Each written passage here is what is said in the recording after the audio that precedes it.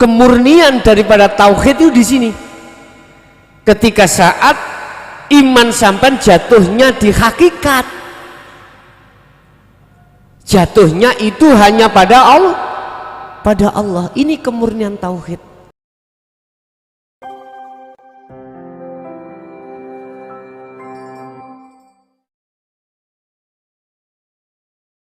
Kita manusia itu sifat basariah kita itu macam-macam. Ada yang sudah jinak, ada yang setengah jinak, ada yang gak jinak belas. Ya, mungkin kalau boleh saya gambarkan,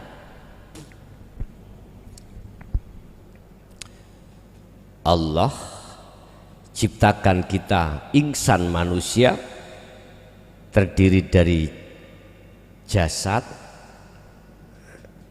dan ruh, kedua-duanya disebut insan.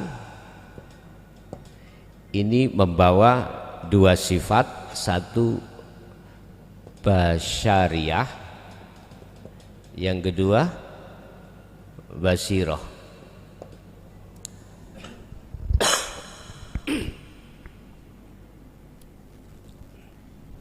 Sifat basariyah itu cenderung mengajak ruhaniyah ini untuk melalaikan Allah. Makanya di situ ada nafsu nafsiyah dan amarah. Siapa sifat basariyahnya ini kuat dalam diri manusia, melebihi daripada sifat basiroh, maka otomatis Pak, wal asri masuk di dalam wal asri innal insana lafi khusrin, golongan yang merugi. Sehingga mulai akil balik sampai tua, kita ketika melaksanakan sholat nggak ada mutunya sama sekali, nggak ada mutunya, karena sumber keadaan di dalam hati kita itu bukan mingkol bin zahidin tapi mingkol bin rohibin. Dalam makalah lain beliau mengatakan husnul a'mal nataiju husnil ahwal. Bagusnya laku dohir akmal, disebut akmal jasmani iki, iku nataiju husnil ahwal, tergantung buah yang muncul dari keadaan ruhaniyah kita. Bagus apa ora? Kalau bagus otomatis akmaliyah iki bagus di mata Allah. Ibarat umpama orang sholat itu sudah tidak karena ingin dikasih Allah surga dan pahala, ndak, tapi beliau mengutamakan bagaimana di dalam sholat itu beliau selalu bertemu Allah.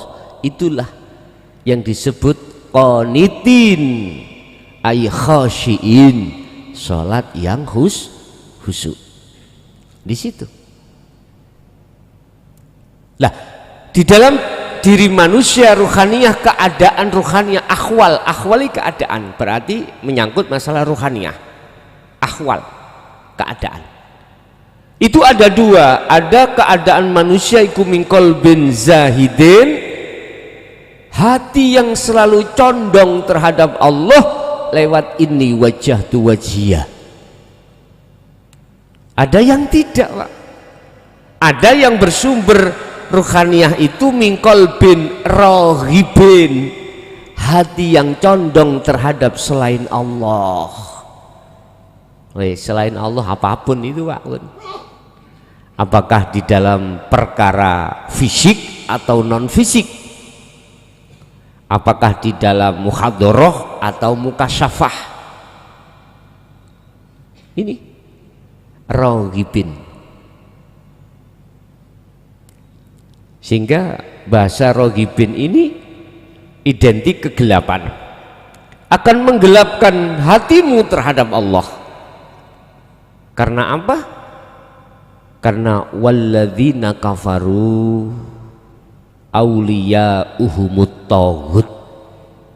Al-Baqarah 257 pasal 2. Kok ono pasal ya terusi wau lho.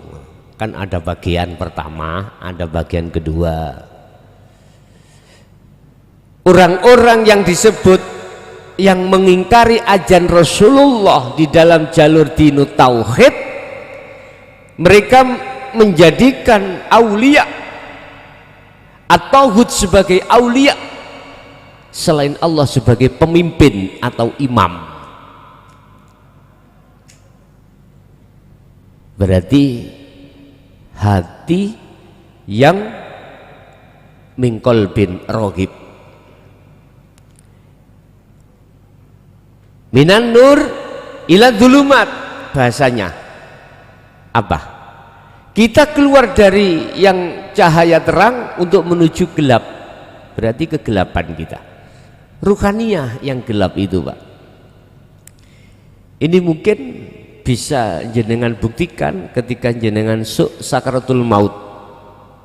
Coba ya, nanti dititeni betul apa enggak apa yang kukatakan. Kalau pribadi saya tidak hanya yakin tapi hakul yakin. Setiap ruhaniyah yang dilepaskan Allah dari jasad dalam kurung sakaratul maut itu ada dua jalur alam. Ada jalur alam yang gelap, ada jalur alam yang terang. Barangkali mungkin jenengan pengen coba, nggak apa-apa,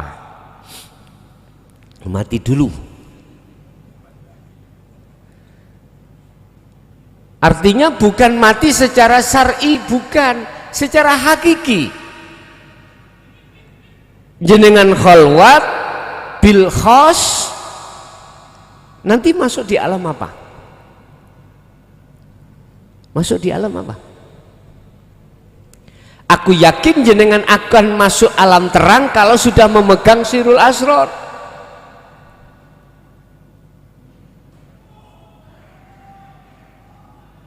Mungkin ada yang pernah mati suri belajaran, atau secara umum jenengan belajar tilem.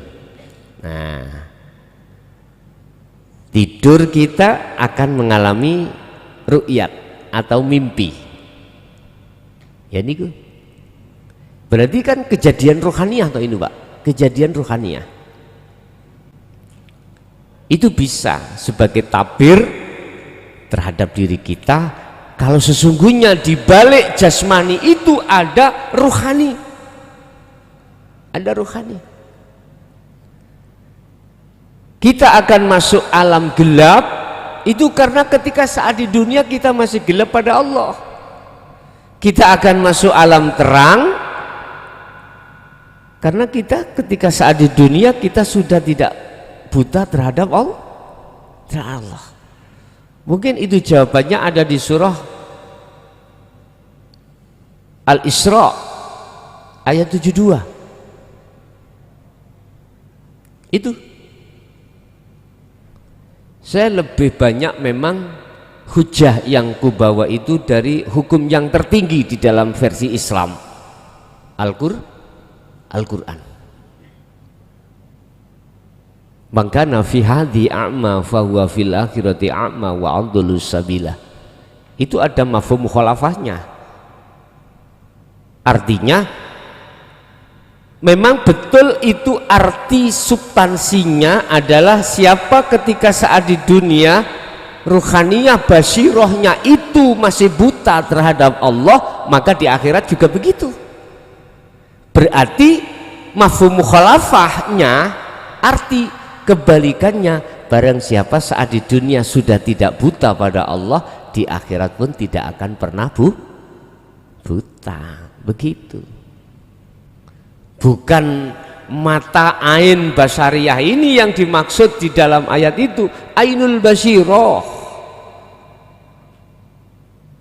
Kembali kepada sifat basariyah.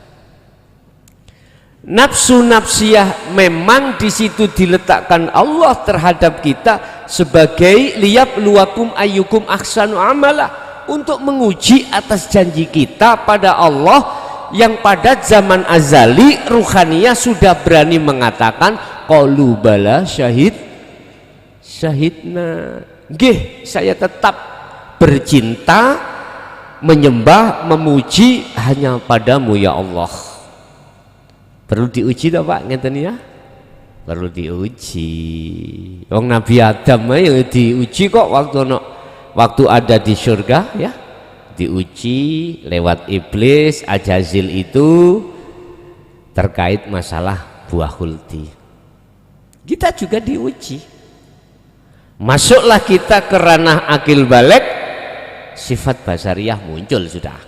Tes wa zuyyina linnasi hubbus syahawah,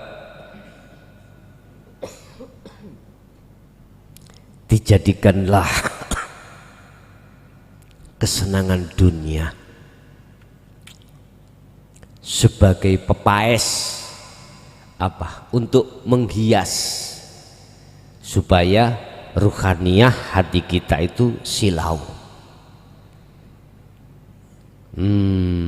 Memang itu Pak kejadiannya, kronologi kita itu memang seperti itu. Masuk di zona di mana ruhaniyah kita itu terkotori dengan syahwatud dunia. Untung jenengan mulai kecil sudah dididik hukum syariah, makanya anak-anak kita, berhubung kita kerja nggak mampu mendidik anak kita, letakkan pondok biar dimodali hukum syariah, biar mengikuti Rasulullah secara syariah, suruh meneruskan di hakikatnya, biar mencapai pada satu puncak kekafahan dalam Islam. Udhulu fisilmi kafah makrifat billah. Di situ Pak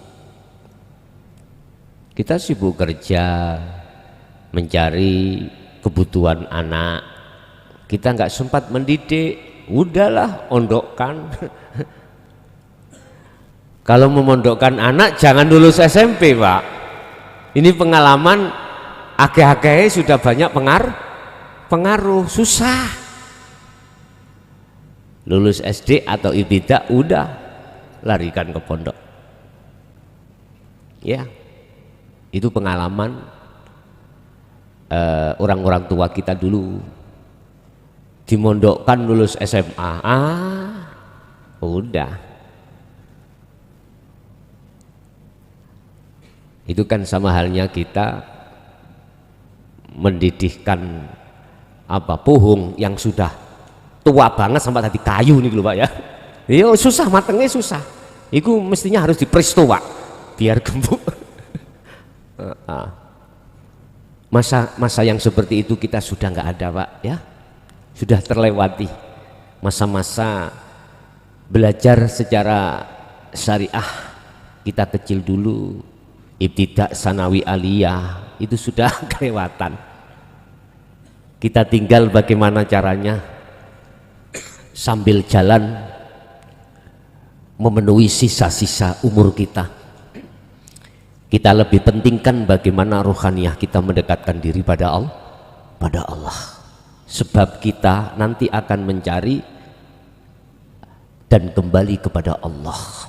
Itu. Nah, terus bagaimana cara kita itu untuk menjinakkan sifat basariyah? Didiklah sifat basiroh Anda dengan ajaran Rasulullah di jalur dinu tauhid, titik itu. Didik.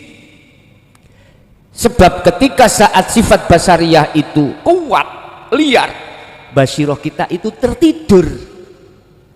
Di dalam sifat basiroh kita, di situ ada lawamah dan mutmainnah Pak, tidur melulu. Hati kuru-kuru. Beda dengan nafsiyah dan amarah. Getot-getot Pak. Bar fitness, ada fitnessnya ya itu ya. Olahraga kuat, makannya terus. kita merasa diri kita yang melakukan, itu berarti nafsu dapat bagian, dapat makan, itu lemulah. Kita merasa memiliki dalam hal apapun, itu namanya nafsu sudah makan. Contoh sholat, aku merasa yang sholat aku, berarti nafsu dapat bagian, lemu. Lawamah dengan mutmainah seperti Datuk Maringgi, udah kurus, sakit-sakitan, stroke pisan, jadi jalannya nggak bisa kenceng, jalannya nggak bisa tegap. Oh jenis orang stroke pak, jerungkak nih ambek amarah nggih kejungkel. Kita didik itu lawamah dengan mutmainah dengan cara ilmu amal istiqomah. Ilmu yang kumaksud sistem ajaran dinu tauhid, amal yang kumaksud adalah khalwat.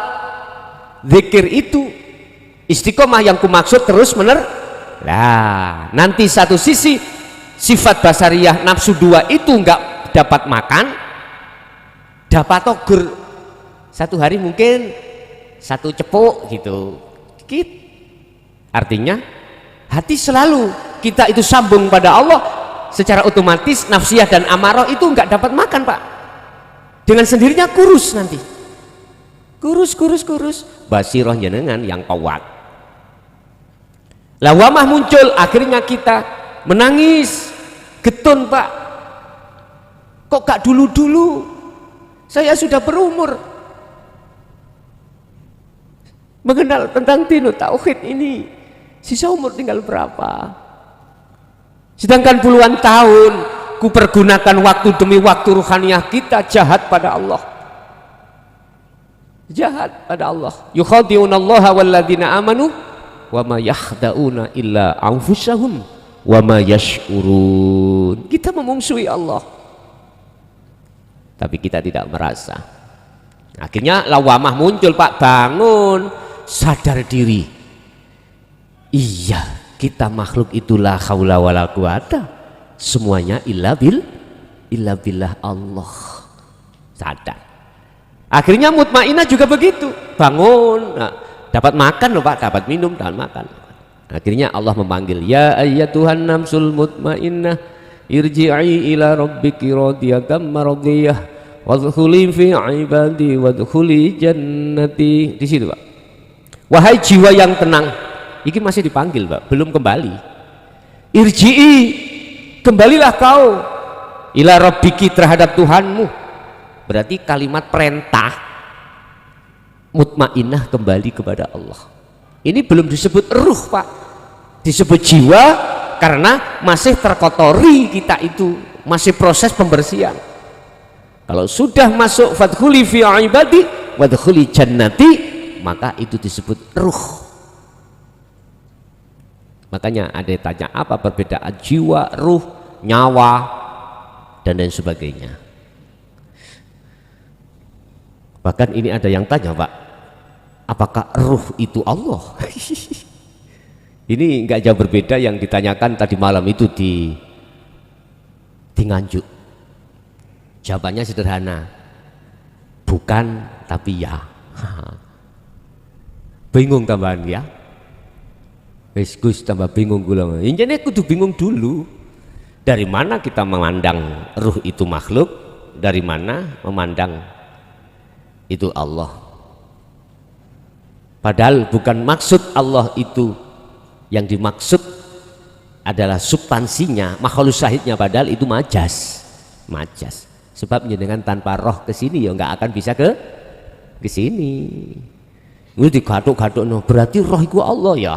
Katanya bisanya ke sini yang menggiring atau menghantarkan adalah Allah. Bingung dhisik. Nanti nggak bingung nanti. Seiring dengan berjalannya kau kholwat, nanti Allah akan membimbing kamu sendiri. Akhirnya gak bingung, ngerti lho Pak. Bon. Lewat pengajaran dinul khat itulah Bapak Ibu, dinul tauhid dari Rasulullah, umat ini sifat basiroh akan bangun. Ini toh yang dimaksud dalam sebuah lagu karangan W.R. Supratman, lagu kebangsaan Indonesia Raya, bangunlah jiwanya, bangunlah badannya. Di situ maksudnya sebetulnya. Kalau itu sudah terbangun Bapak Ibu, hak yakin jenengan sholat itu estu bisa mempergunakan fasilitas sholat itu dari Allah, Anda akan bertemu terhadapnya. Sebab hakikatnya tujuan sholat itu adalah anta'budallaha ka'annaka taroh. Anda ini bertemu Allah, bukan bertemu kilpat Pak. Tahu kilpat? Sikil papat. Karena saya sebagai belantik kambing, ya otomatis sholat saya kelingan teringat kambingnya. Itu Pak. Berarti untuk bisa mencapai kekhusyuan kita harus mohon maaf bertemu Allah dulu. Kita bisa bertemu Allah harus mengikuti ajaran Rasulullah, khususnya di jalur dinul tauhid ini. Kalau sudah masuk di situ ada ilmu, amal, dan istiqomah. Seiring berjalannya inilah akan mencapai tujuan yang dimaksud. Bapak Ibu hadirin jamaah rahimakumullah, kembali kepada materi kita. Istirahatkanlah rasa keakuan diri kita yang mengatur atas semua apa yang berkenaan dengan masalah. Sebab sesungguhnya apa yang sudah diatur oleh Allah untuk kita, mestinya kita tidak boleh ikut campur, ikut ngurusi. Padahal mohon maaf Pak, semua apa persoalan yang ada dalam dunia kita itu yang mengatur cuman Allah. Walillahil masyriq wal maghrib. Fa aina ma tuwallu fa thamma wajhullah. Mulai jagat timur sampai jagat barat, semua itu milik Allah. Dan Allah yang mengatur. Allah sendiri yang mengatur dengan sifat qiyamuhu binafsihinya. Loh Gus, lah iku ada malaikat Israel diperintahkan untuk mencabut nyawa.